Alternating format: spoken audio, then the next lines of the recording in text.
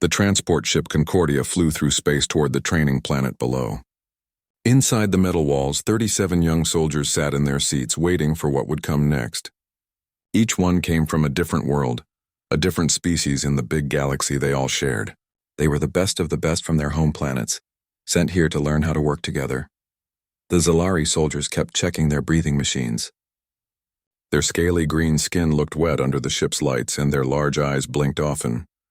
They needed special air to breathe, not the kind that most planets had. Without their machines, they would die in just a few hours. The Vorthak were tall and made of something that looked like living crystal. They spoke to each other without making sounds, sharing thoughts like a big family mind. When one Vorthak learned something, they all knew it right away. This made them very smart as a group, but each one alone was not so clever. The Kriegan looked like giant bugs with hard shells covering their bodies. They were strong and could live in space without any protection. But they had lived in spaceships for so long that they did not know how to find food or water on planets anymore. There were other alien species too. The small Pixith with their big heads and thin bodies, the snake-like Seth who moved without legs, the floating Ethan who lived in gas clouds. All of them had one thing the same. They needed their machines and tools to stay alive. Then there was Marcus Chen. He was the only human on the ship. He looked very different from the others. His skin was brown, his hair was black, and he was not very tall. The aliens thought humans were strange because they did not have any special powers. Humans could not breathe different air like the Zalari. They could not share minds like the Vorthak. They were not strong like the Kriegan. Marcus sat quietly with his equipment bag between his feet. He watched the aliens and listened to them talk about the training they would do. He had grown up on Earth, learning about old human ways from his grandfather. His grandfather had taught him things that most humans had forgotten: how to make fire without machines, how to find food in the wild, how to make tools from rocks and wood. The ship's speaker made a loud noise. Then a voice spoke to all the cadets. "Attention all training units. We are beginning the survival exercise now. This exercise will test your ability to live without your normal equipment. Your gear bags will be removed. You will have 72 hours to build a camp and stay alive using only what you can find on the planet." A metal arm came down from the ceiling and grabbed each cadet's equipment bag. The bags were sucked away through tubes in the wall. The aliens began to make worried sounds. "This is not possible," said Zexhai, a Zalari whose breathing machine was already making strange noises. "We cannot survive without our equipment. The training masters must fix this mistake." The Vorthak started making high-singing sounds that hurt everyone's ears. Without their shared mind working right, they were scared and confused. Some of them were shaking. "My food processor is gone," clicked Thorek, a big Kriegan. "How will I eat the nutrients my body needs? The planet food will poison me." All around the ship, the aliens were getting more and more scared. Some were crying. Others were trying to break open the tubes where their bags had gone. A few were hitting the walls with their hands or claws. Marcus watched all of this and felt calm. He had expected something like this might happen. Military training was supposed to be hard. It was supposed to test you when things went wrong. The ship shook as it entered the planet's air. Through the small windows, Marcus could see green forests and blue water. It looked like a planet where things could grow, where animals might live, where a person could find what they needed to survive. "Prepare for landing," the voice said. "You will be dropped in different areas of the forest. Good luck." The floor under each cadet opened up.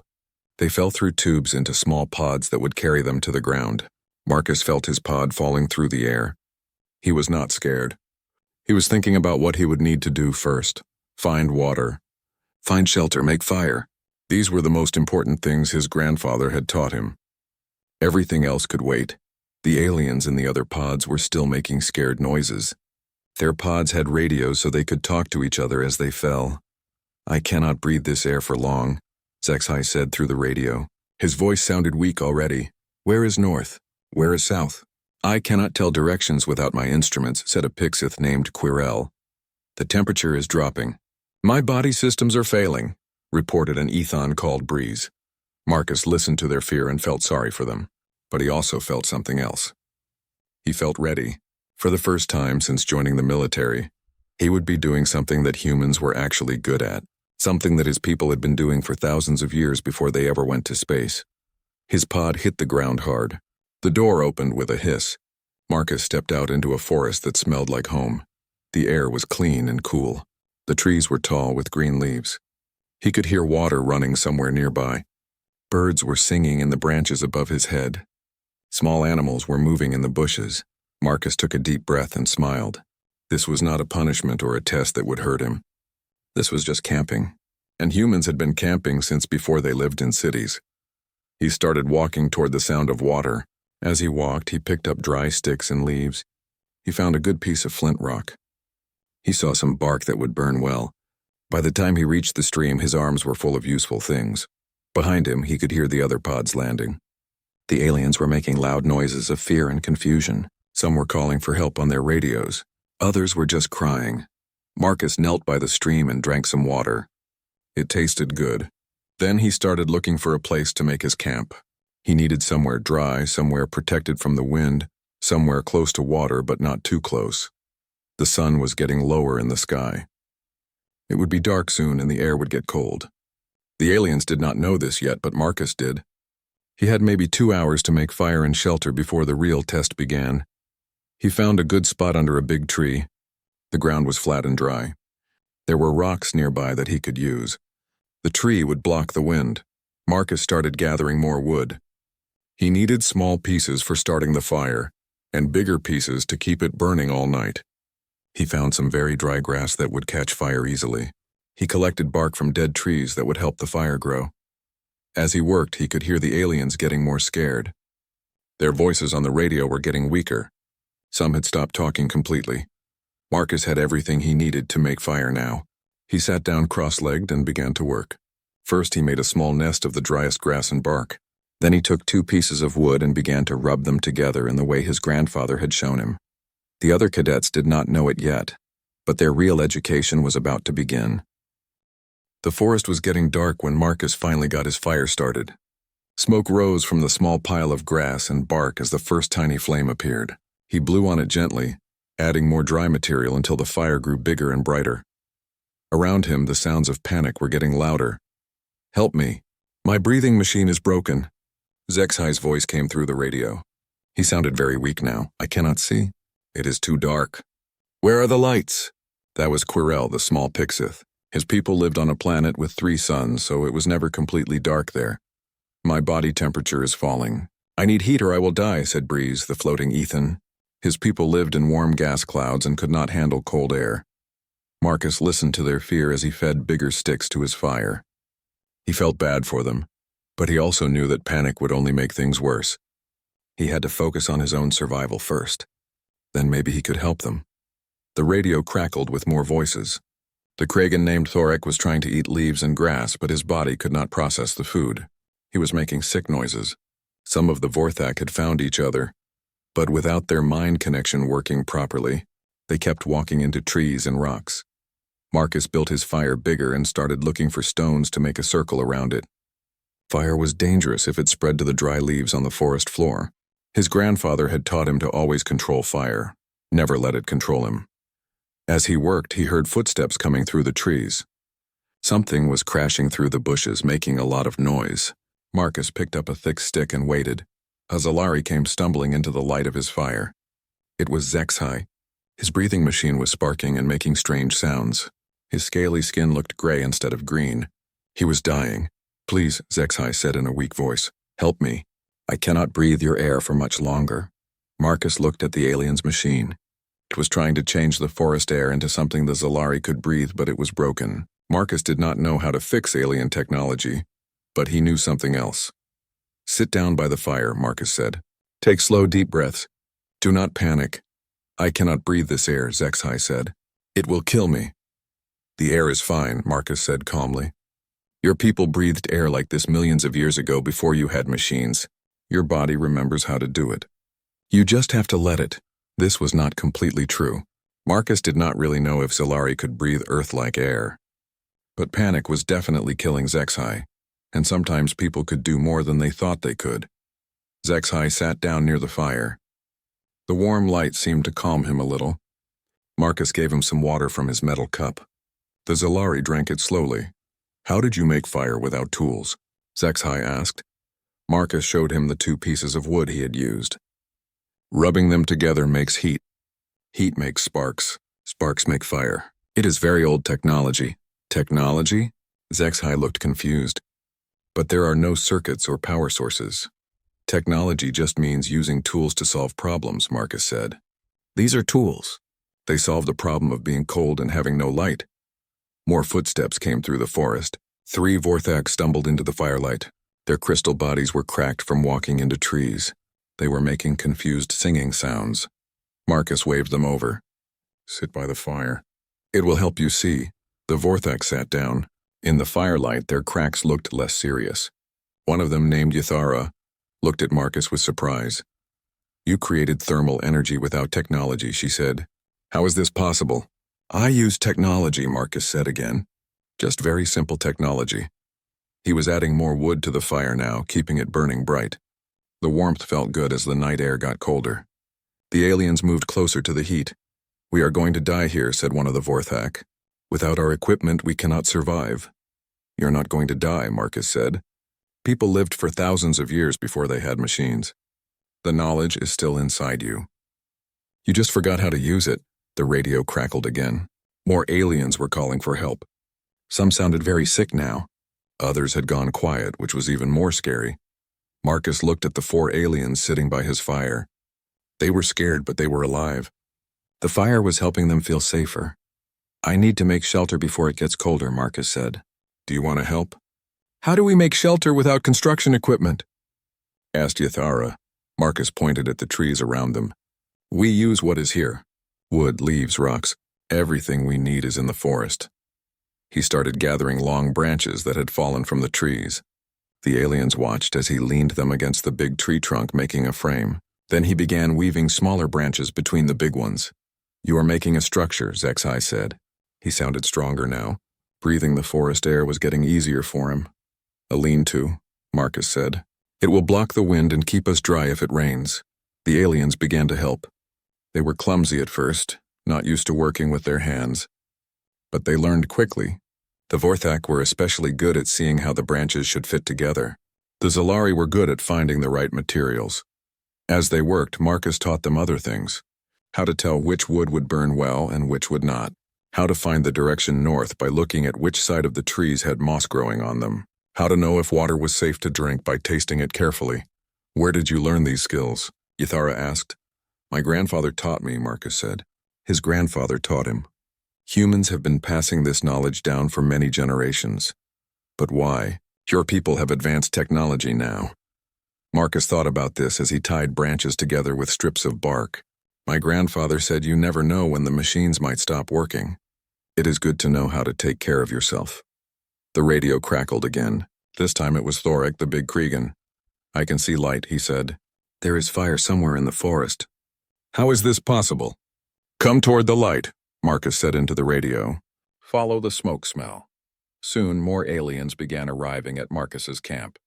They came stumbling out of the dark forest, drawn by the fire like moths. Each one was scared and hungry and cold. Marcus welcomed them all.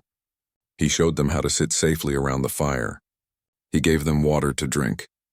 He explained how the shelter would protect them from the wind, but most importantly, he was not scared. His calm confidence began to spread to the others. If the human could survive here, maybe they could too. Tomorrow I will show you how to find food, Marcus said as the aliens settled down around the fire for the night, and how to make better tools. Tonight we rest. The fire crackled and popped, sending sparks up into the dark sky. The aliens fell asleep one by one, warmer and safer than they had been since the exercise started. Marcus stayed awake longer, feeding the fire and listening to the forest sounds. Owls hooted in the distance. Small animals rustled in the leaves. A stream babbled nearby. He was not just surviving. He was at home. Marcus woke up before the sun came up. The fire had burned down to glowing coals during the night, but it was still warm. He added some dry wood and blew gently on the coals until flames appeared again. Around the fire, 15 alien cadets were still sleeping. Moore had found his camp during the night, following the smoke and light.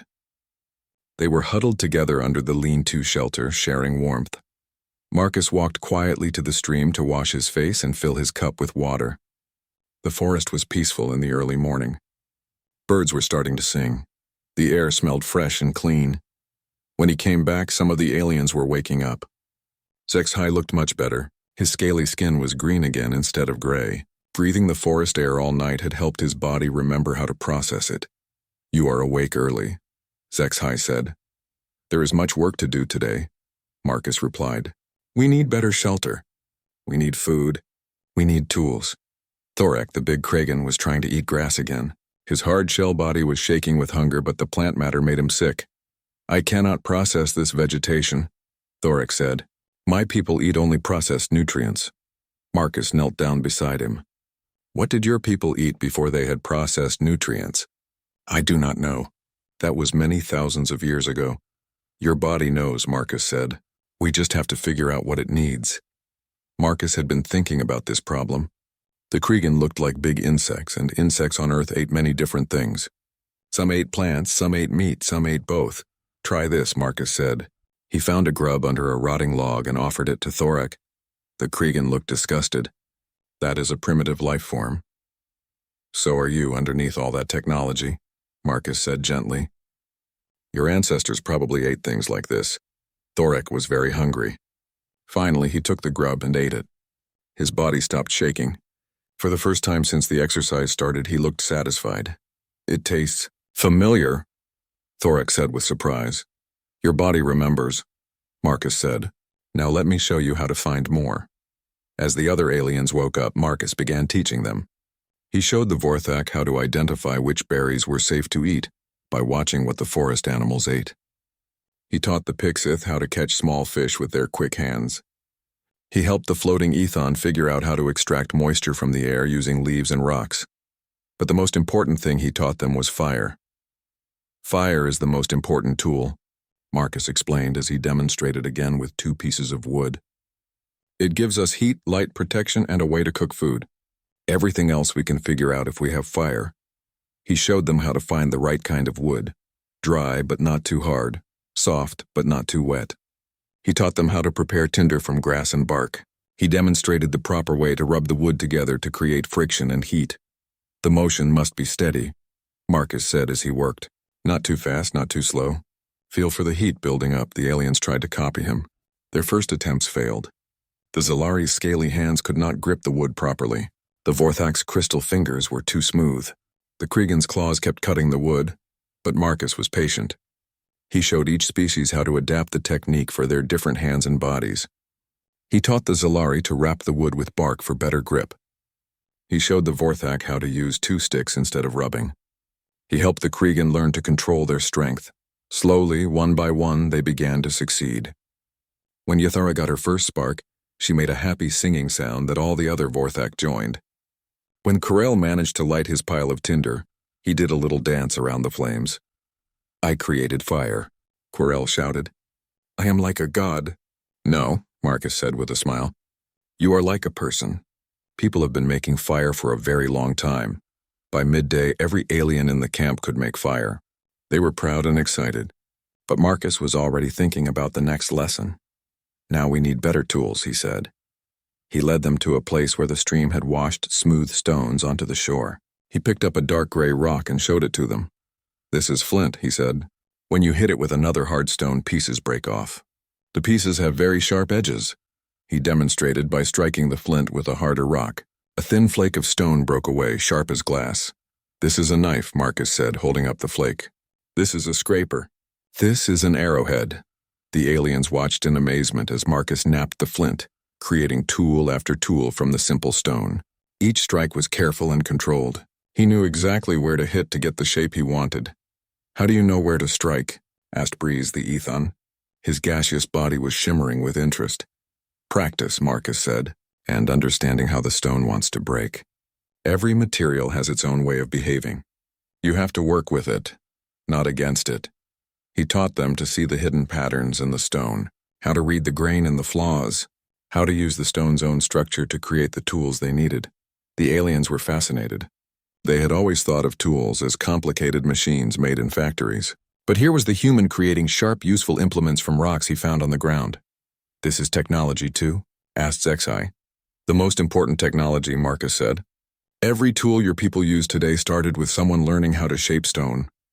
As the afternoon went on, Marcus showed them more techniques: how to split wood without metal tools by using wooden wedges and stone hammers, how to make handles for their stone tools by wrapping them with plant fibers, how to sharpen their new knives by rubbing them on certain kinds of rock. But the lesson that impressed them most was rope.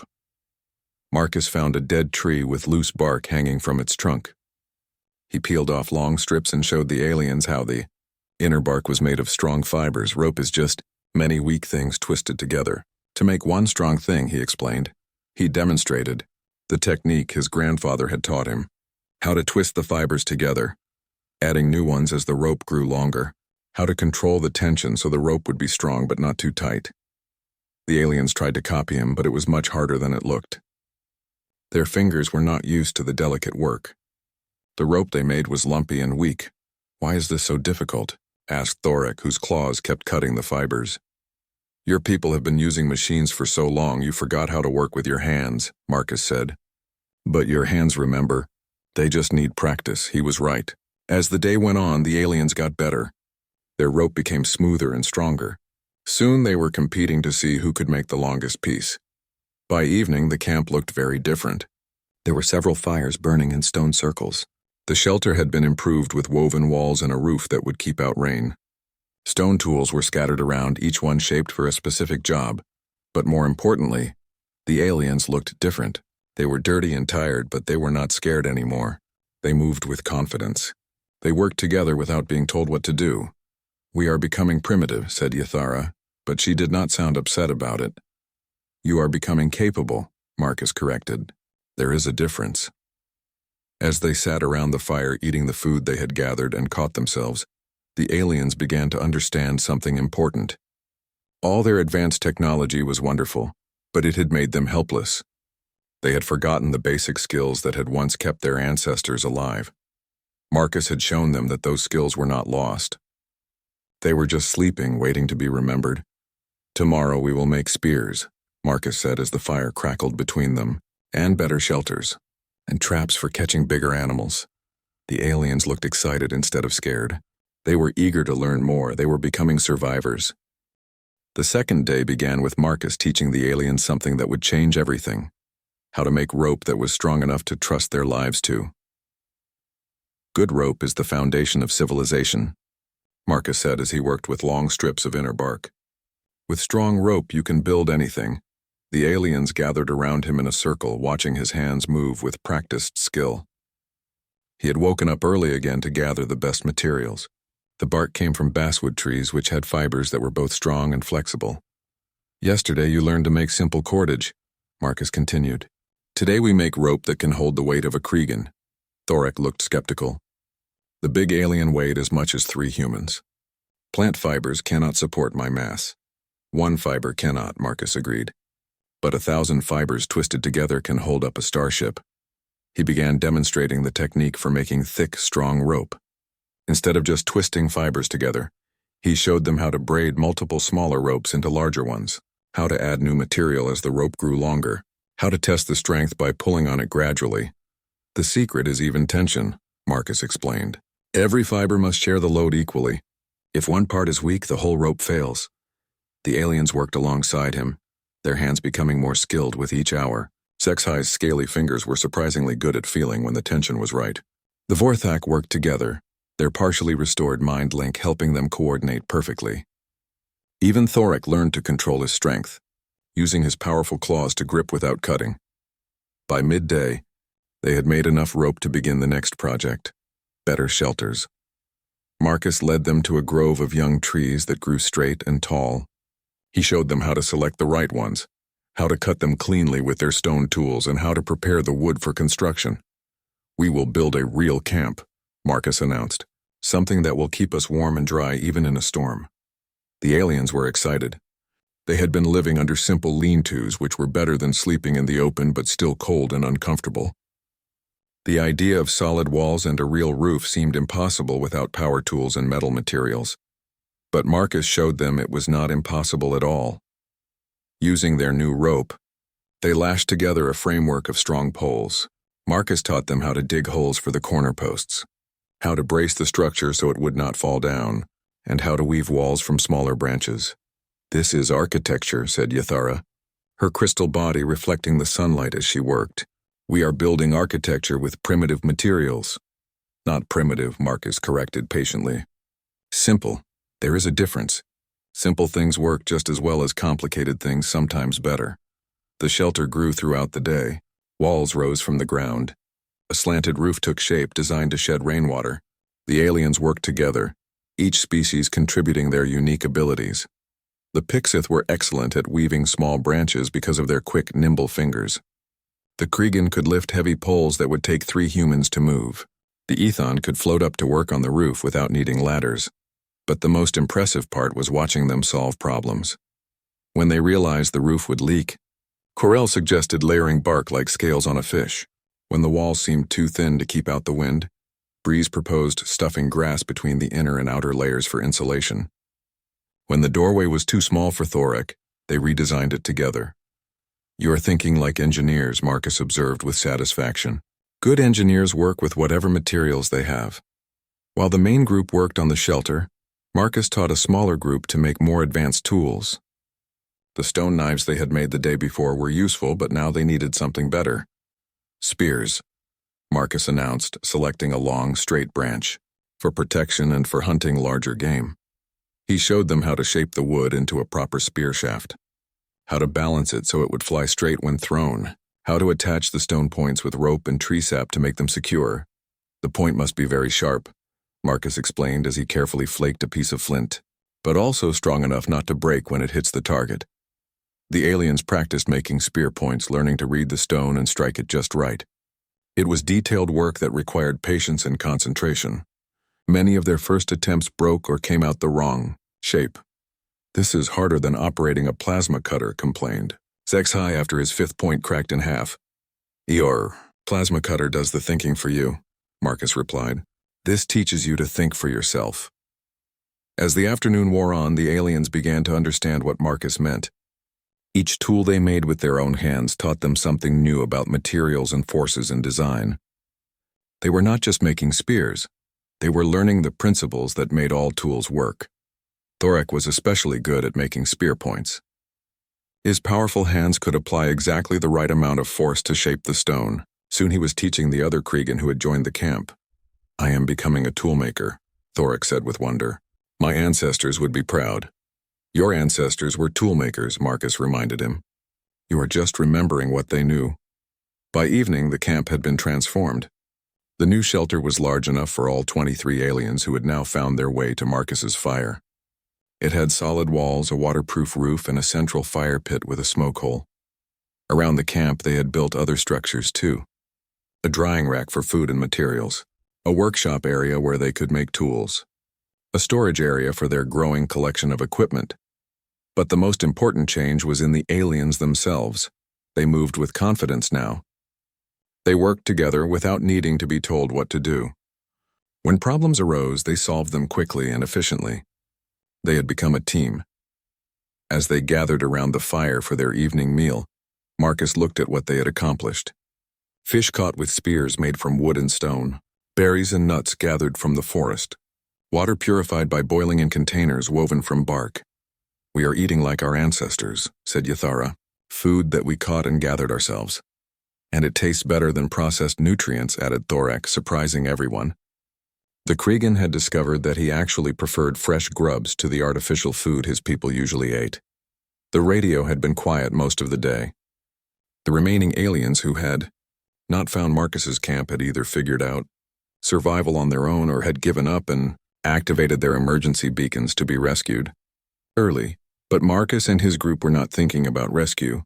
They were thinking about tomorrow's projects. "We need to expand the camp," suggested Quirrell.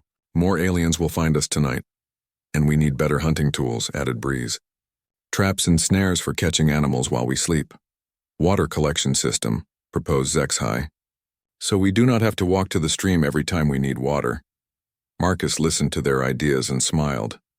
They were not just surviving anymore. They were building. They were planning.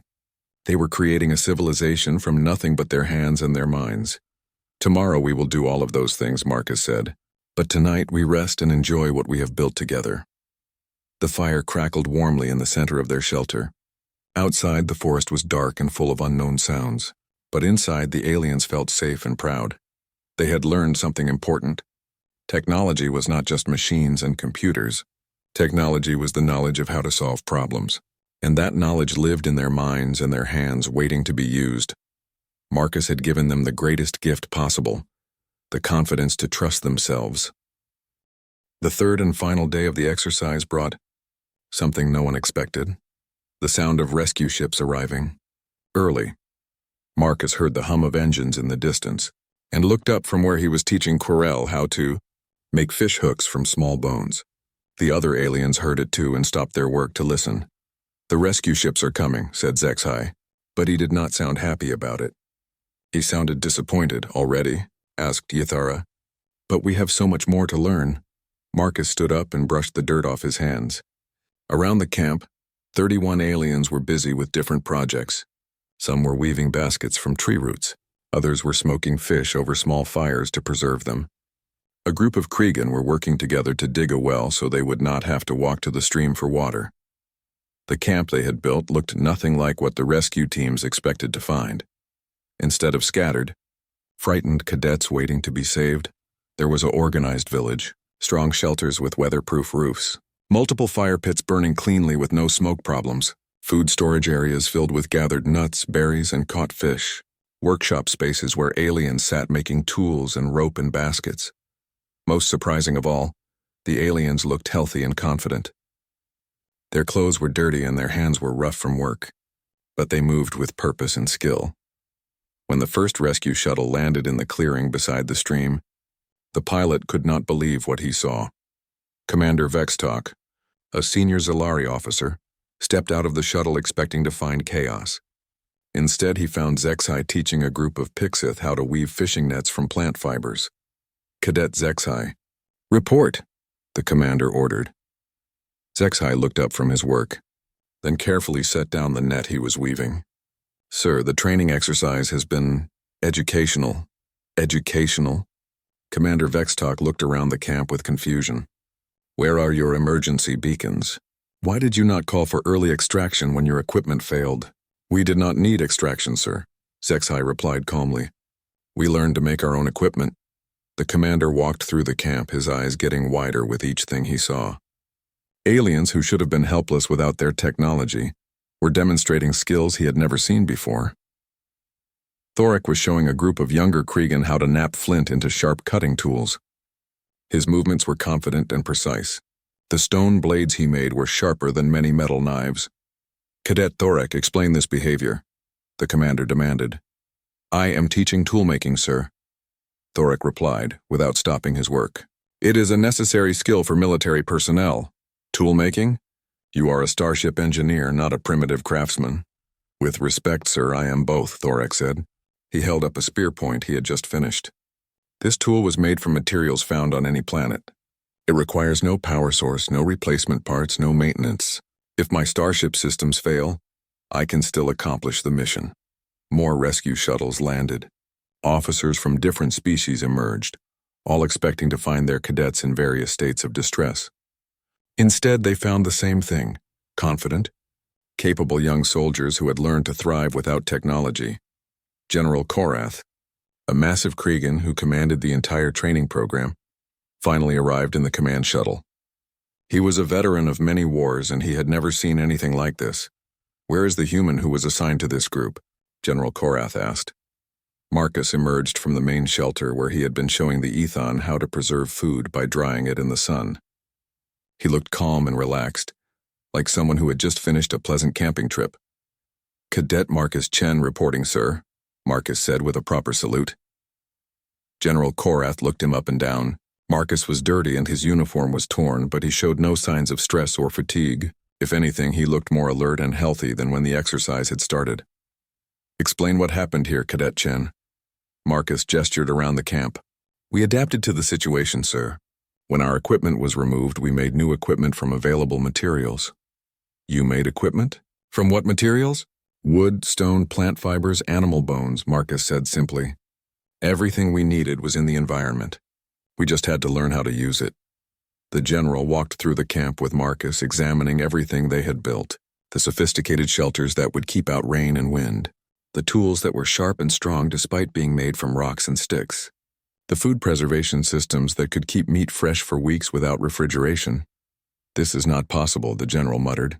"These techniques are primitive. They belong in museums, not military training." "Sir, with respect, these techniques built every civilization in the galaxy," Marcus replied. "Every piece of advanced technology we use today started with someone learning to shape stone and make fire. But we have evolved beyond such things." Marcus picked up a piece of rope that Yathara had been working on. It was thick and strong, woven from dozens of smaller fibers. "Have we, sir?" This rope was made from tree bark using techniques that are thousands of years old, but it is stronger than many synthetic cables. It costs nothing to make, requires no factories or power sources, and can be produced on any planet with plant life.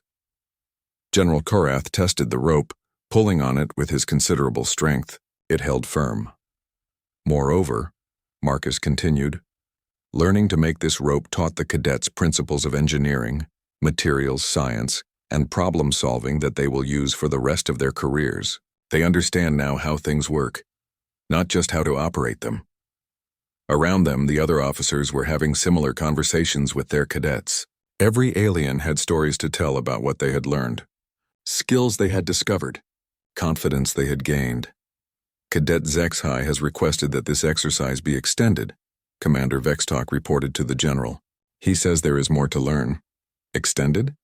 General Korath looked surprised. The exercise is over. It is time to return to base, sir, said a voice from behind them.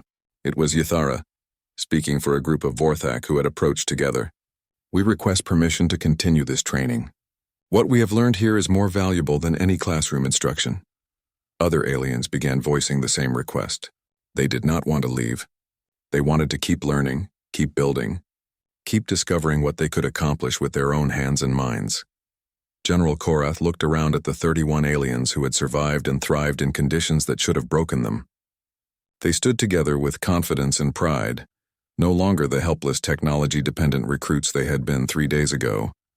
Cadet Chen, the general said finally, you have demonstrated that your species possesses knowledge that the rest of the galaxy has forgotten. This has important implications for military preparedness. Yes, sir. I am recommending that you be assigned to develop a new training curriculum. Every cadet in the Federation military will learn these skills. Marcus nodded. I would be honored, sir. As the rescue shuttles prepared to depart, the aliens carefully packed up their handmade tools and equipment. They were not leaving anything behind. Every rope, every spear point, every woven basket represented knowledge they had earned through hard work. But more importantly, they were taking with them a new understanding of what they could accomplish. They had learned that technology was not something that came from factories. It was something that came from intelligent minds solving problems. They had learned that civilization was not built by machines, but by people who understood how to use their hands and their brains together. Most of all, they had learned that when everything else failed, they could count on themselves. As Marcus's shuttle lifted off from the forest planet, he looked down at the camp they had built. The fires were already going out, and soon the forest would reclaim the clearing. But what had been learned there would never be forgotten. The other aliens pressed against the windows, also looking down at their first home built by hand. Will we see that place again? Asked Quirrell. No, Marcus said, but you will build many others like it. The shuttle turned toward the stars, carrying with it 31 aliens who had discovered something precious, the knowledge that they were stronger and more capable than they had ever imagined. And in the cargo hold, carefully wrapped and labeled, were samples of every tool and technique they had developed. These would become the foundation of a new kind of military training, one that would prepare soldiers not just to use technology, but to create it when needed. The human had taught them the most important lesson of all, that true strength came not from the tools you carried, but from the knowledge of how to make tools when you had nothing. It was a lesson that would change the galaxy,